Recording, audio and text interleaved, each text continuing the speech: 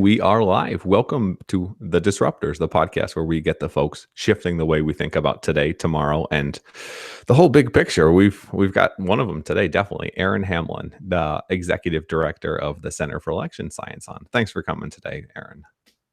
Thanks for having me. So, Aaron, I wanted to get you on because democracy is changing rapidly. The rise of Trump, the rise of social media, everything has made essentially everything up to this point very different. At least that's what it feels like. This is your background. I wanted to learn a little bit more about where we're headed from a democracy standpoint and what's wrong. Sure.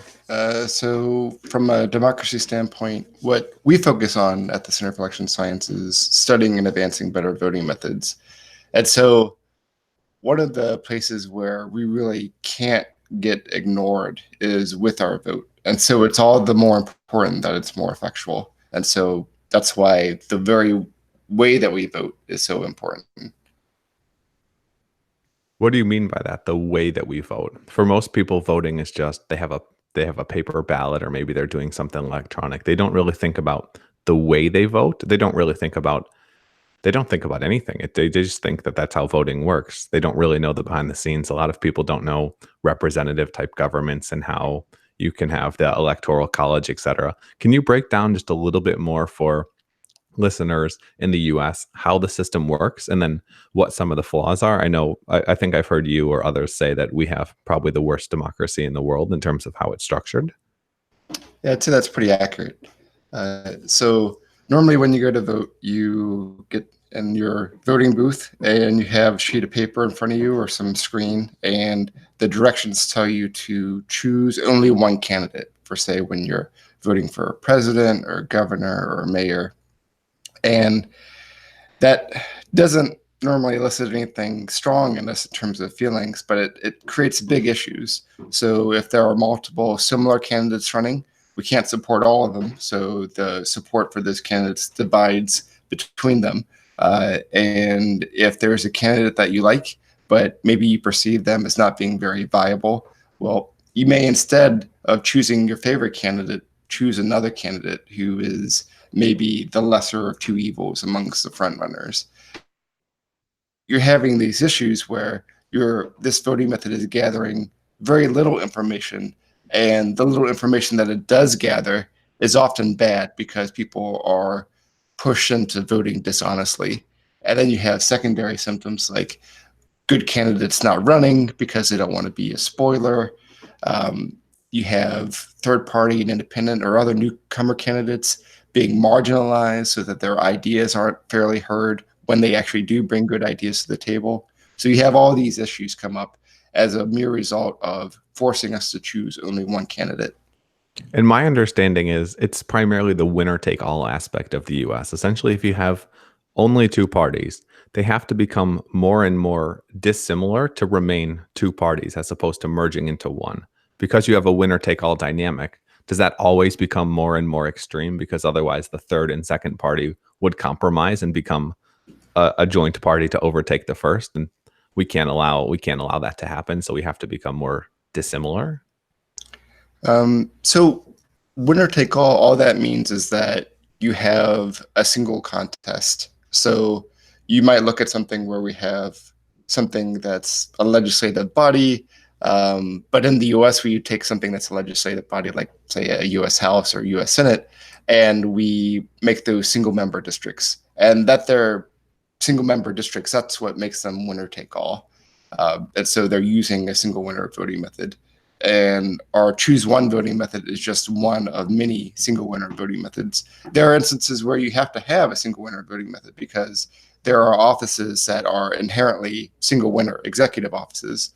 And so when you're using these single winner voting methods, you have to be using a good single winner voting method. There are possibilities for things that are not winner take all. You could do multi-member districts, for instance, and that would be not winner take all. And there's a whole class of those, whether they be block systems or proportional representation type systems. Let's talk about some of those other systems, the pros and cons of each, because I don't think most people have ever even considered the possibility that there are different ways to structure a democracy. Fortunately, there are. Fortunately, just changing the rules here might require a revolution. The people in power kind of like the rules. So the single winner voting method that we push at the Center for Election Science is a voting method called approval voting. With approval voting, instead of selecting just one candidate, you can select all the candidates that you approve of.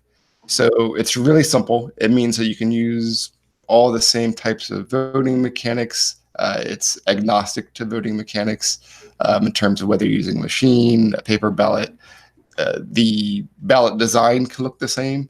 The only real difference is the directions to tell you that you can select as many as you approve of instead of just one.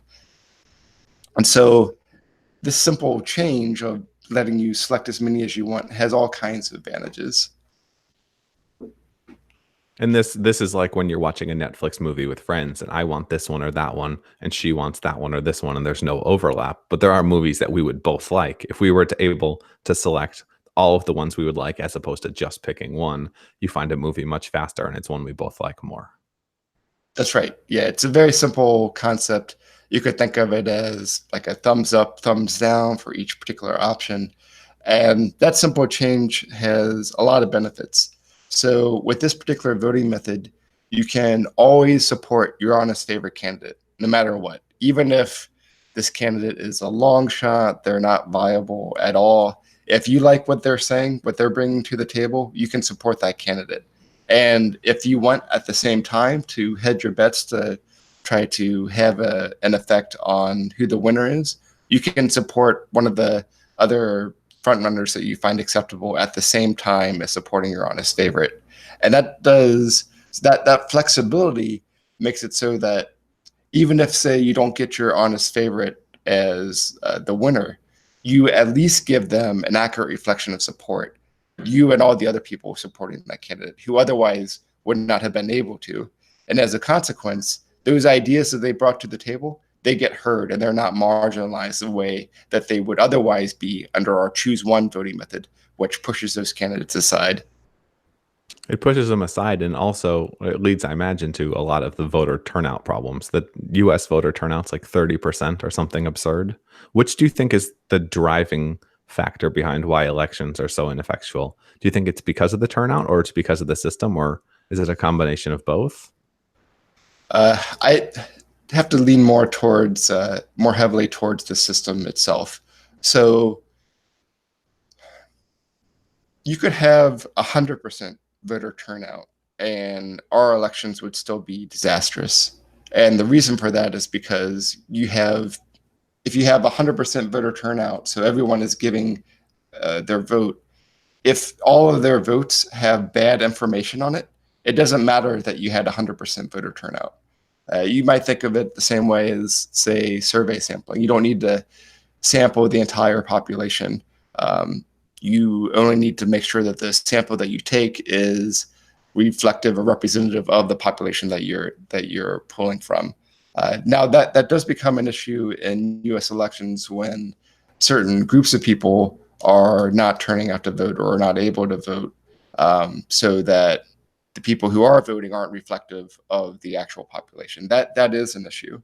And you might also look at voter turnout as kind of a proxy measure for the faith that people have in the system that their vote is effectual. And so in that sense, you want voter turnout to be higher as well, because you want people to have confidence that their vote is meaningful. And I mean, to be fair to those people who aren't voting, they're but not nearly in the way that it could be with a better voting method. So if people were to have approval voting, so that if, say, they didn't like the frontrunners and they actually wanted to support someone else, or if they wanted to see more candidates run in a race that otherwise wouldn't run, then now the voting method becomes really important. And when you're using something like approval voting there, now you have an effectual tool, and now it can make more sense to go out to vote where otherwise maybe someone maybe would have been on the fence, for instance. So I know a big part of what the Russians and possibly Trump conspired on, we don't have facts on that, were more or less to suppress the votes in minorities and women, etc., because they, generally speaking, would be more likely to vote for a Bernie or a Hillary. And they were incredibly successful in doing it. Does this new era of social media and personalized targeting make that voter turnout statistic become even more important because you can selectively essentially discourage people from voting? Yeah. So, like I mentioned before, you don't want the people who turn out to be unrepresentative of the population as a whole. You want those to be mirrored as much as possible. So, to the extent any of that happens, it's not a good thing. So who's doing a good job when it comes to having a more sound democracy system? I know in general you hear a lot about Europe, especially the Scandinavian countries. Who do you guys look to? Who do you guys think of as the best country or model? Uh, so some countries do a reasonable job with their multi-winner systems, whether they're electing their parliament or their legislature. Where places mess up mostly across the board is with their single winner methods and their executive offices. So you look at a lot of Scandinavian countries, a lot of Western European countries that use different forms of proportional representation, and those are good systems, much better than single winner systems that elect where that lend themselves to gerrymandering, because when you use a single winner method for something that could otherwise be at large, you wind up drawing lines, and whether you uh, draw those lines by people with conflicted interest or you have some kind of computer algorithm draw those lines, you have strange outcomes that that can often turn out to be disproportional, so that some group who uh, has power really doesn't deserve it.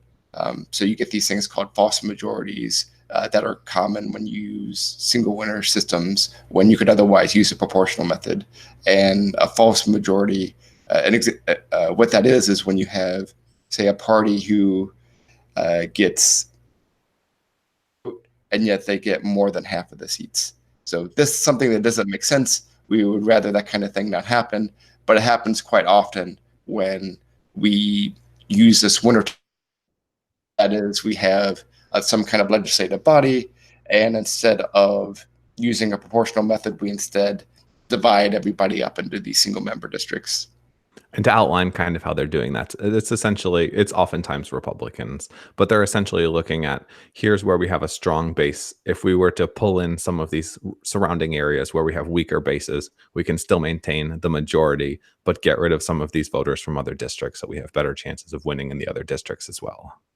Yeah, the mechanics are right, although it can be Democrats just as It can be both, but just generally speaking, what we've seen.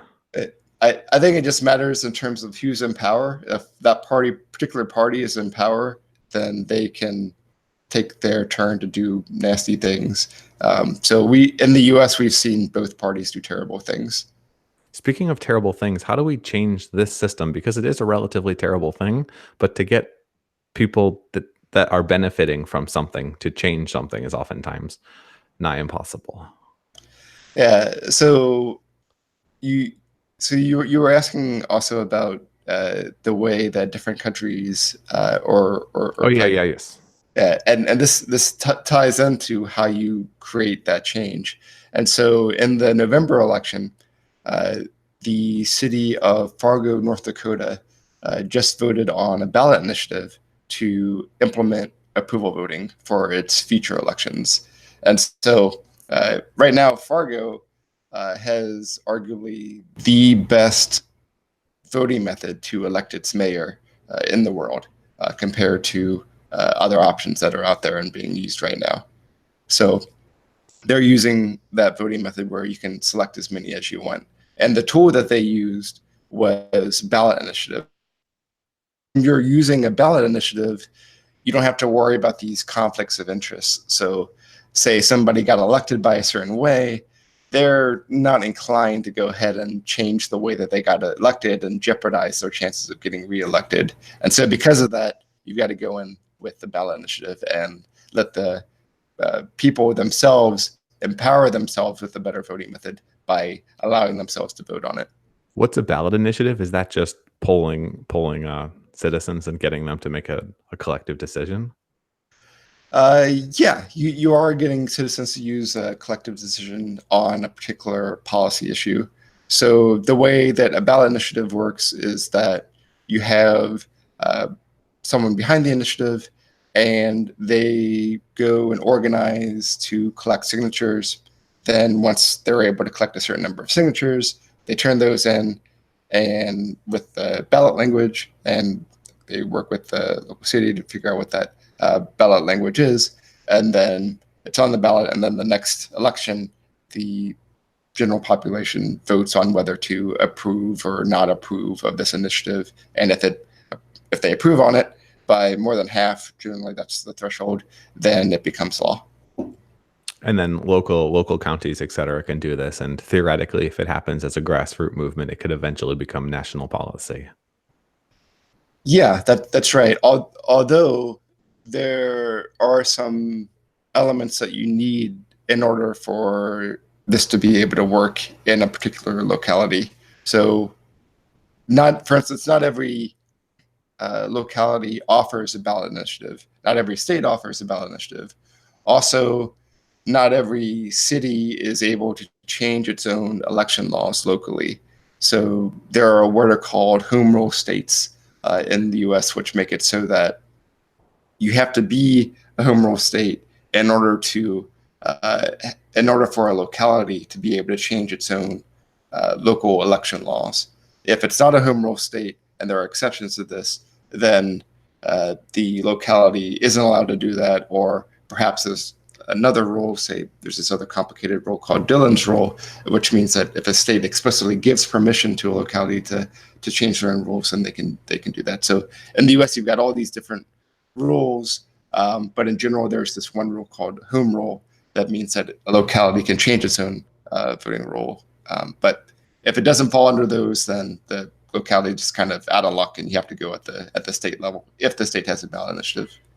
Is there a way to create a motivating force? So, for instance, with marijuana has been legalized. You can call it cannabis, you can call it marijuana, whatever you want to. It's been legalized in a bunch of states, and suddenly the states are making tons of money on taxes. And you see all the other states clamoring like, let's make cannabis legal. This is good. Plus, it's making people healthier. We're getting rid of a lot of the opioid issues, etc. You see this push for making cannabis legal. Is there some type of way that we can do that for a better, at least voting system on the local level, that we can expand that outward? What's the driving force? What's the motivation for states to adopt? I think replication is the tool there. So voting methods isn't something are normally familiar with. So it's a matter of educating and getting involved with with cities at the local level and their community, getting them familiar with this, and then replicating that. So, for instance, some folks in Fargo who were interested in empowering themselves and changing their voting method. Then, following that win, we're now working to look at other cities around Fargo, so focusing geographically, because like those other cities around Fargo were not siloed off from this discussion, so they've now heard of this, and so it makes it easier to spread out. And then from there, we're already looking at other cities that are even larger to be able to replicate this in. And so once you get this replication in place, and then you're able to scale up in terms of the size of cities, which Fargo is not small, it's over 100,000 people. But being able to scale up from that nonetheless, now you're starting to set more examples. People can see what these voting methods look like in practice. They can contrast that to our terrible voting method that we use now. And then you can start to see that clamoring for, okay, we see a solution here. We need to get with this. We need to start doing this. It's like Inception. Idea can be a virus, especially a good one. So I know you'll say this is probably outside your expertise or your pay grade, but I'm curious to get your thoughts anyways. What do you think about in terms of the future of government? Small scale, large scale, decentralized, centralized. What do you guys find, or what do you personally believe is the best or the better system going forward? Not just for the US, but worldwide as well. I'm go with your intuition and say that that's something that is kind of outside of my scope. I think it's outside of your scope, but I think your scope is so related to this that your opinion is valuable, regardless of what you think. In terms of like how government is set up, or How it's set up, how we govern ourselves, how democracy functions. Is a large scale democracy, a worldwide democracy even possible? Is that desirable? What do you think? You don't have to be right. You just have to speculate. just have to speculate wildly. Um, I don't know. I think with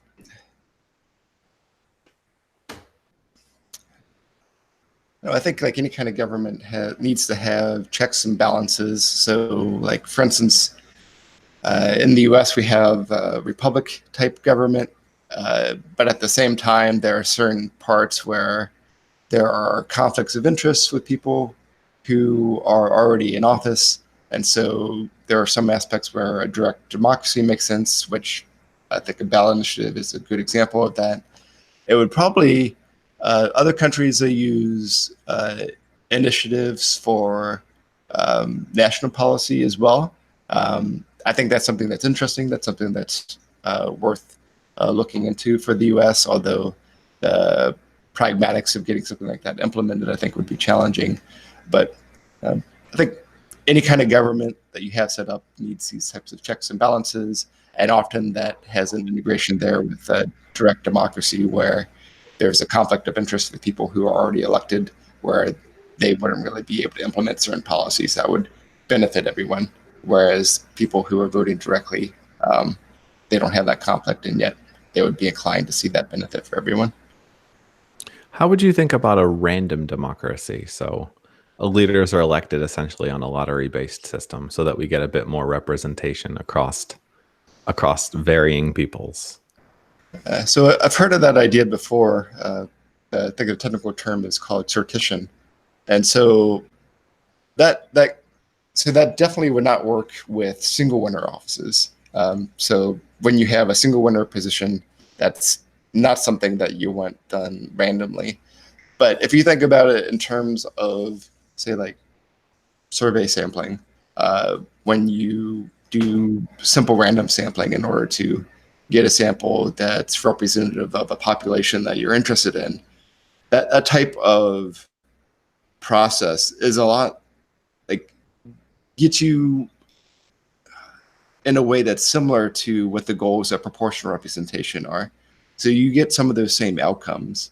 Um, the question of, well, like who would put themselves in that lottery? Like, are those people who would put themselves in that lottery, are they representative of the population as a whole? So are you like losing some of that representation? Um, it's hard to say. It would be simpler. You'd get money out of it. People would have less. Um, uh, there would be barriers to entry. I mean, if the only barrier to entry was whether you opt in. It could be forced as well. It could be like jury duty. You just maybe shorten the terms. Yeah, Everyone has to do a year. yeah. It seems like there's a lot of promise. Does your gut tell you that would be better than what we have today? Sortition versus taking, say, the U.S. House and U.S. Senate and um, electing them using this choose one voting method in winner take all districts. So that's really horrible. So yeah, so that sortition might be better than taking these winner take all offices and what could otherwise be at large offices using a proportional method. I would for something like this, I think I would rather see sortition kind of tested out, like in some other contexts first, um, rather before kind of going at this kind of scale. And even if that were to happen, I think it would make sense to have it balanced out with some other type of republic type government where we're using, say, a proportional method to elect some chamber of government, and maybe if we were to experiment with sortition, maybe start with giving them some non-binding ability in terms of decisions. Like for instance, an example of that at a lower scale would be uh, citizens juries, where you have some kind of policy issue, you take a random selection of people and you get them together and you get them to discuss a particular issue, you bring experts on that issue, and then at the end they give a recommendation on their stance on the particular issue. So that's kind of like sortition at a smaller scale, but they're giving non-binding recommendations. So it maybe makes sense to start from there and then move up to something binding once you have more of a track record to see how that kind of thing goes. Are there any experiments like this being run anywhere in the world? Or other types of very alternative democracies or governing systems? Um, sortitions have, sorry, not sortitions, but citizen juries, I believe, have been experimented with in Canada. We had spoken with one expert previously, a Canadian academic who had experimented with those in Canada. But to my knowledge, I believe those were non-binding. Okay. There are probably some other ones that I'm just not aware of. What scares you the most today? It can be anything. That we use such an atrocious method to elect people to government office who are in control of vast amount of spending and policy issues that control our day-to-day lives and affect our lives now as well as people in the future. That we're using such an atrocious method to decide who those people are who make those decisions. Is it scary? Is it scarier that that's the system we're using, or that people don't realize that? It's probably neck and neck. Those are both pretty scary. I think the scarier part is that, I mean, it's horrendous that that's what we're using right now, and to think that that's how decisions are getting made by these people who we elect using this terrible method, and that we're excluding people by basically telling them that you have to meet a certain set of qualifications to be viable, where viability translates to either name recognition or having money, whereas neither one of those things necessarily translates to being able to do a good job in office. And yet those are the measures that we tend to be using oftentimes to decide whether someone should be elected. How do you think about mobile voting or blockchain? I've seen a lot of buzz in terms of reinventing voting that you also see as well, the counter of everything is hackable except for paper, and the US election machines can be hacked in like 20 minutes by a 5-year-old with a pencil.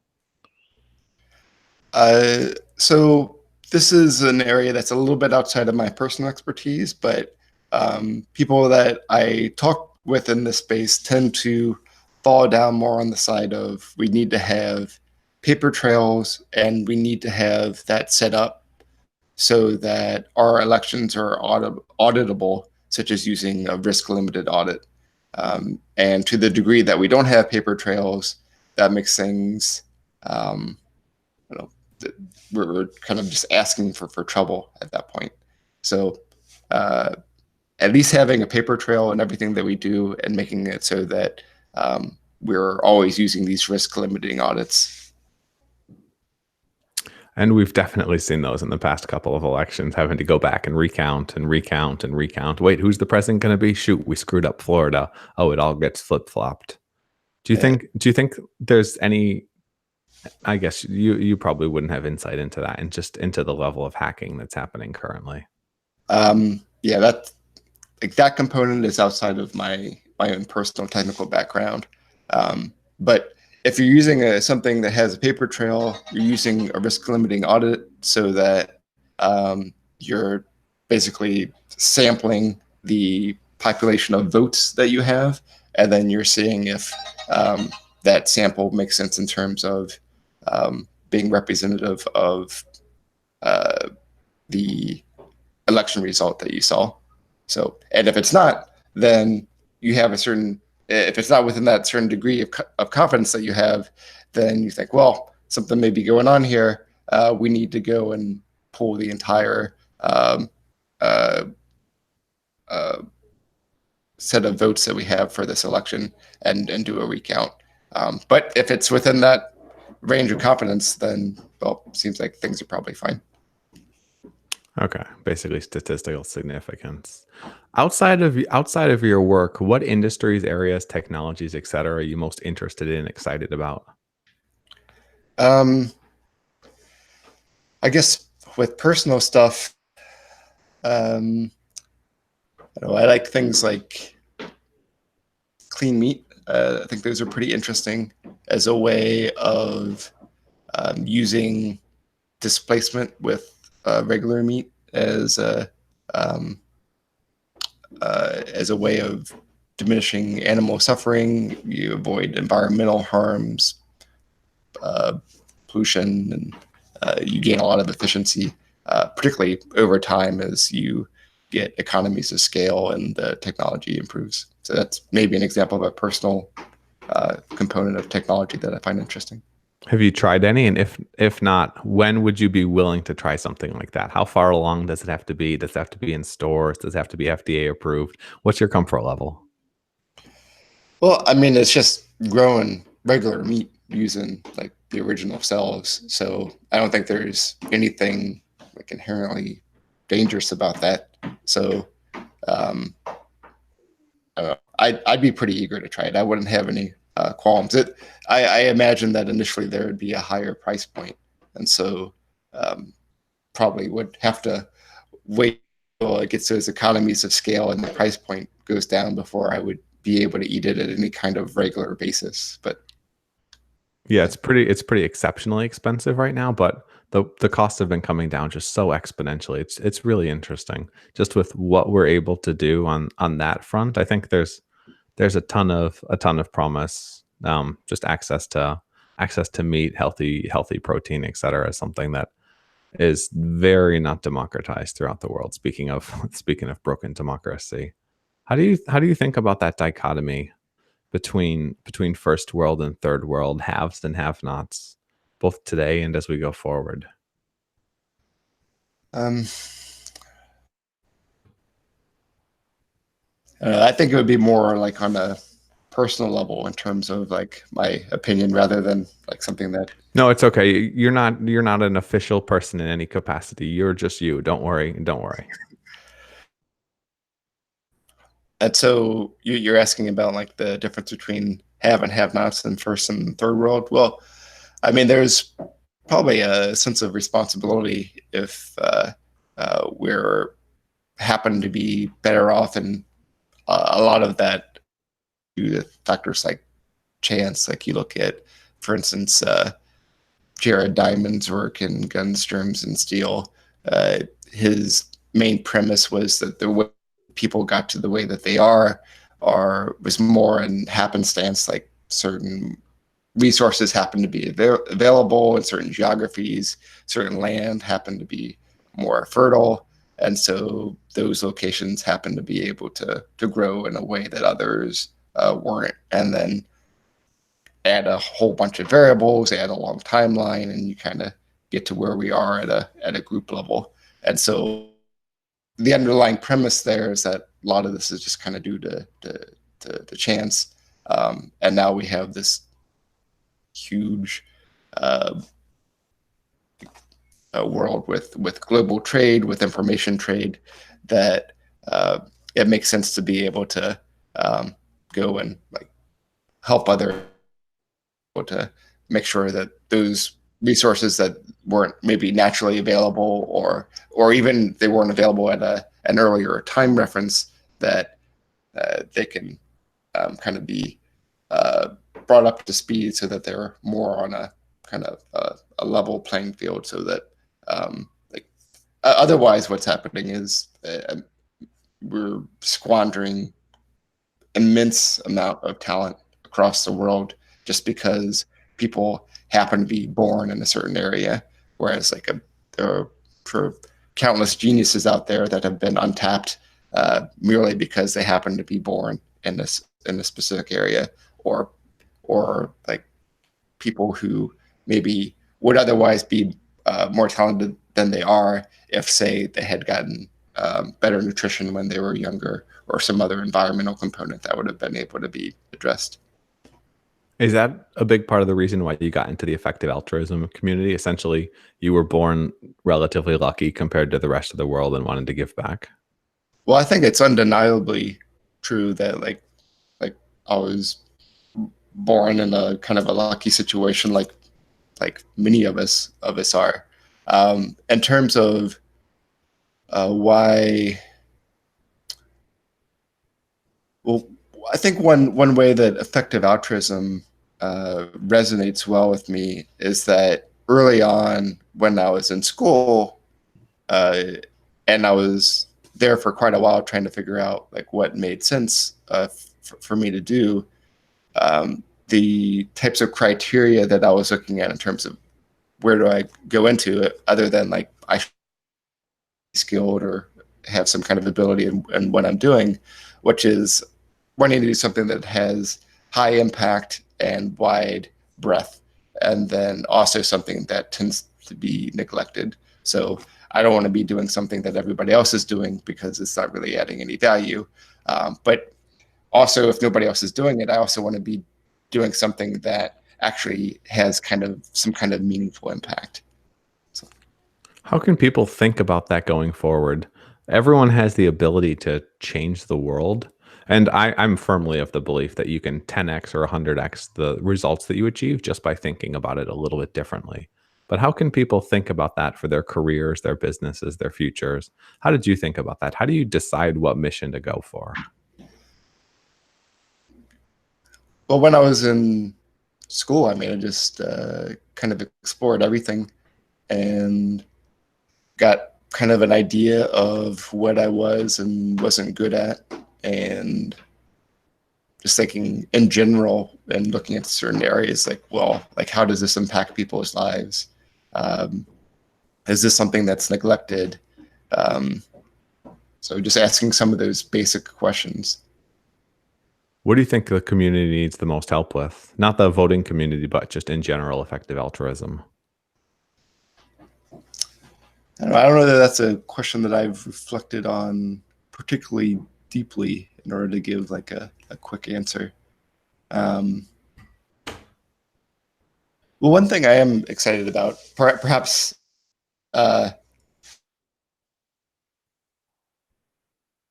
the work of science, is that there are some components like Open Philanthropy Project, which focuses on more high risk issues.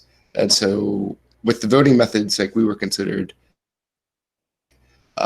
particularly dealing with approval voting because it hadn't been done before this huge win that we got in Fargo, where it was questionable initially whether we would be able to be successful, and that initiative passed with 64% of the vote, technically 63.5%. So really over an overwhelming win. So one thing I am encouraged by within the effective altruism movement is they have a number of safer bets where, like for instance, with bed nets, like there's solid research out there that says, okay, we're going to see these results, like these we can expect on people aren't going to get malaria because we're investing in these bed nets. But they're also just like you would in, say, perhaps an investment portfolio, and thinking like, well, like we think this is true.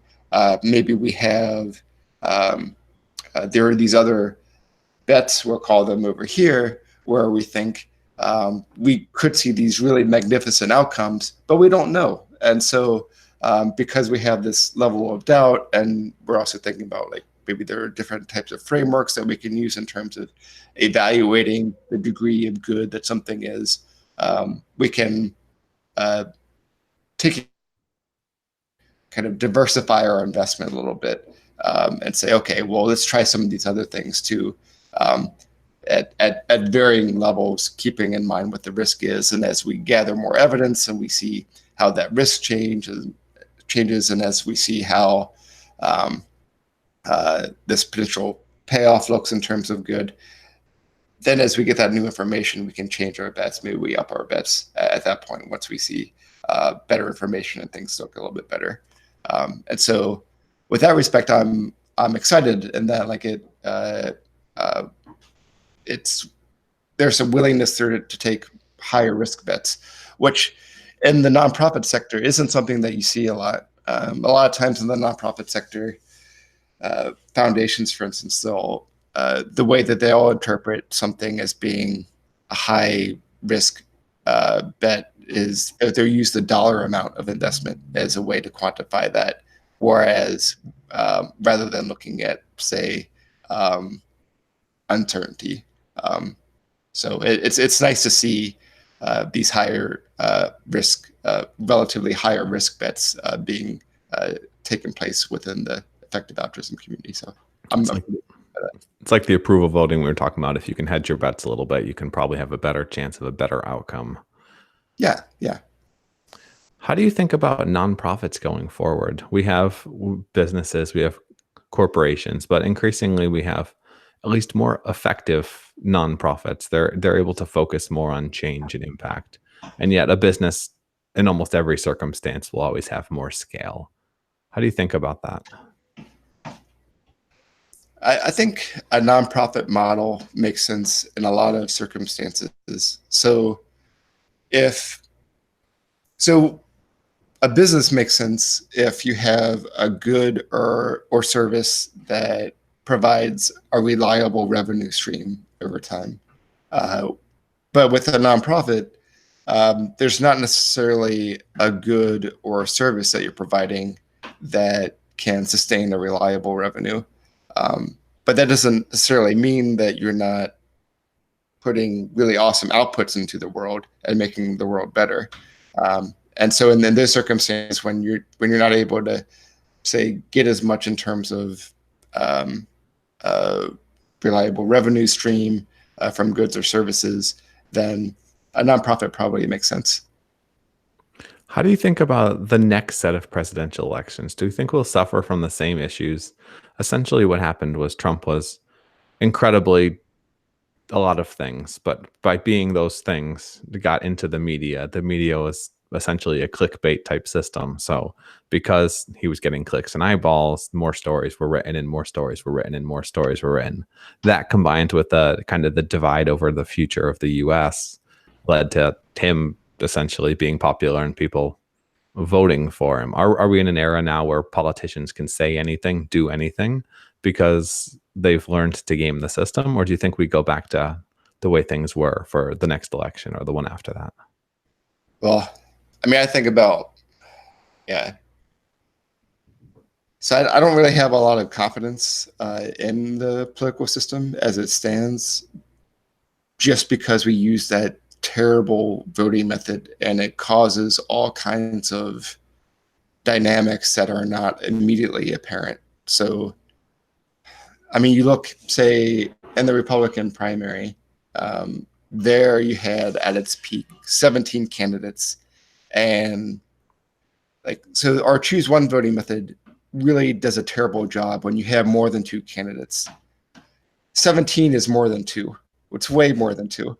And it also does a terrible job when you have candidates that are similar. Here you're talking about a primary. That's a condition where a lot of candidates are similar. So you have a bunch of candidates, a bunch of them are similar. And so you have vote splitting on an enormous scale. And so you basically get somebody that you can get someone that's almost random in terms of the outcome when you have that type of setup.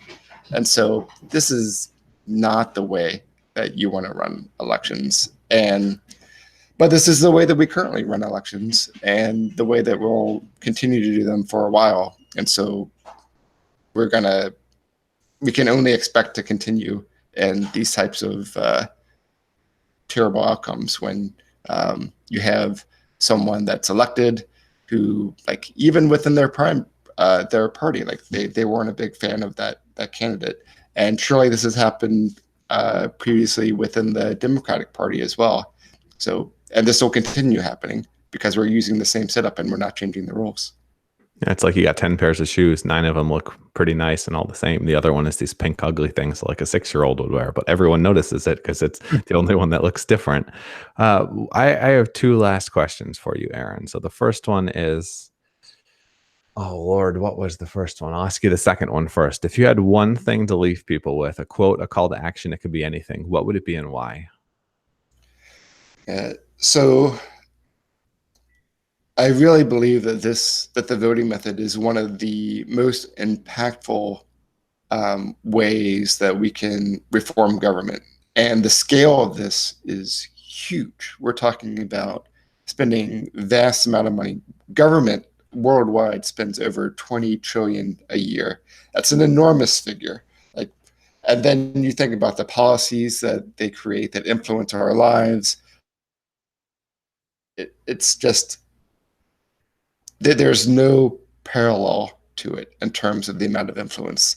And so the fact that we're using such a horrendous voting method to determine who makes those decisions is really a horrendous fact. And so this issue is largely invisible to people, and that there's such a simple solution. You use a voting method that allows you to select as many as you want. You're not ranking with approval voting. You're just picking as many as you want. That there's this simple solution that addresses so many of these concerns. And the reason that it's not used right now is because people just don't know what it is. And so one easy thing that people can do is just tell other people that this method exists.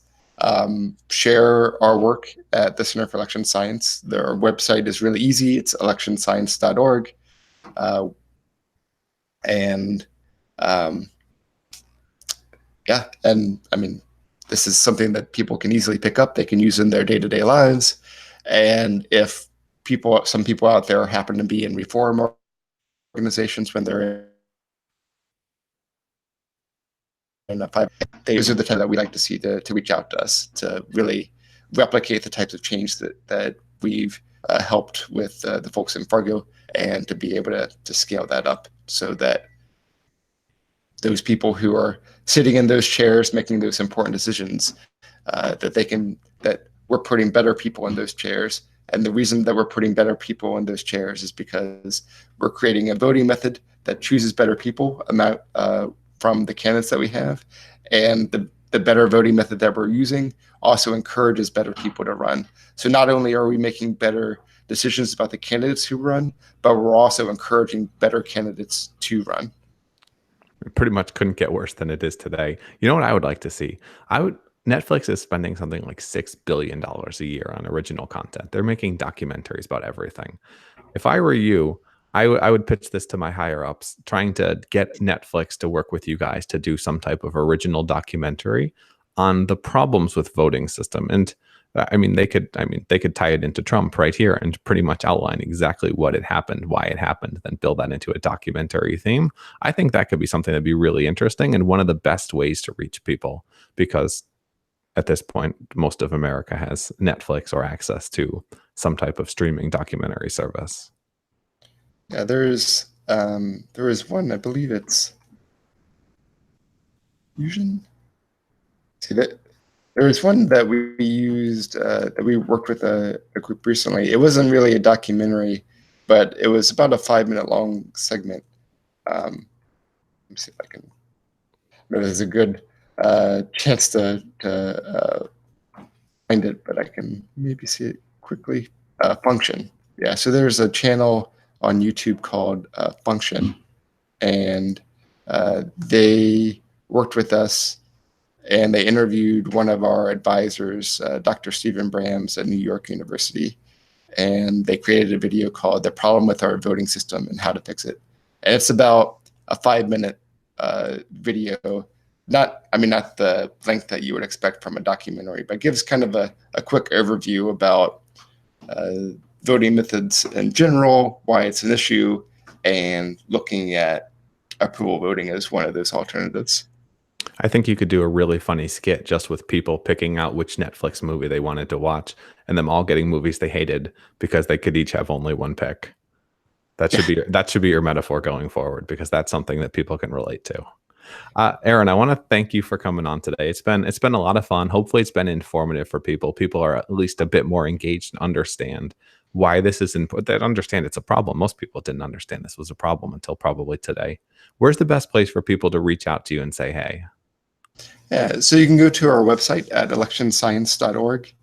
And from there, you can sign up for our newsletter. We send it out about once a month, sometimes when we have exciting stuff, like when we had our big win in Fargo. We were sending out more email then. But we try not to overload people with their inboxes, and they get to learn all about what's happening in terms of voting method reform. And we also put out articles. One of the things I try to do is there are a lot of areas within voting theory that are very counterintuitive. And so we also put out articles that address those issues. Like, for example, one that I wrote a while back was something called the majority illusion, which spells out single winner voting method can guarantee a majority winner when there are more than two candidates. So like you see this type of concept come up a lot where people say, well, like we want someone elected with a majority, or we need a runoff so we can get a majority winner, or we need to use this instant runoff voting method in order to get a majority winner. So the article itself lays out why you can't have a majority, why no voting method can guarantee a majority winner. You can have a majority winner sometimes when that winner exists, but that winner doesn't always exist. And so talks about different ways of qualifying what a majority winner is and how like none of those ways can always exist. And so see articles like that about majority, different other types of voting theory concepts so that people can get a better grasp on this thing, because this is something that is not really talked about very often. And then at the same time, when you look at, say, popular media articles, I get driven crazy all the time with some of the headlines that talk about voting methods. And I just see like these mistakes. It's like, it's very frustrating. So we try to set the record straight in a lot of ways by writing these articles that are written without an assumption of previous knowledge from the reader. If people want to push these ideas in their town, in their elections, they want to try to get some of these systems implemented. Do you guys have the resources or ability to help them with doing that? Do you have guides or anything? Yeah. So the way that if somebody wants to gets a voting method implemented for, say, like approval voting, there are some elements that need to be present. One is they need to have a ballot initiative process. They need to be within a state that's home rule. They need to be looking at a single winner voting method. And then fourthly, they need to have a connection with a 501c4 at political advocacy organization. So there are a lot of them that exist at the state level, but these are groups who have experience with ballot initiatives and doing these types of election reforms. And so if someone is really interested in changing their voting method locally, I would recommend their initial steps as reaching out to local 501c4 organizations, getting them on board, building those relationships. Also, if they can build relationships within the political community, so such as like even third parties, like say the local Green Party or Libertarian Party, getting them on board with it, which many of those organizations are already aware of alternative voting methods, largely because they stand to benefit quite a lot by using alternative voting methods. So if you're in a position when you're excited about voting methods, you want your locality to change what it's using, either at the local or in the future at the state level, one of the primary things I would recommend is reaching out to C4, building those relationships. Once those relationships are built, then reaching out to us. Thanks. This has been fun. It's been super helpful. Stop waiting for the world to change, guys. It's not going to change for you. Thanks, Aaron. This has been fun. Thank you. Cheers and see you later, guys. Hopefully this has been helpful. If it has, make sure you look into it, reach out, and would love if you guys would leave a review for the podcast. Disruptors.fm/iTunes. It's super helpful for us in terms of getting this message out to more people. Thanks.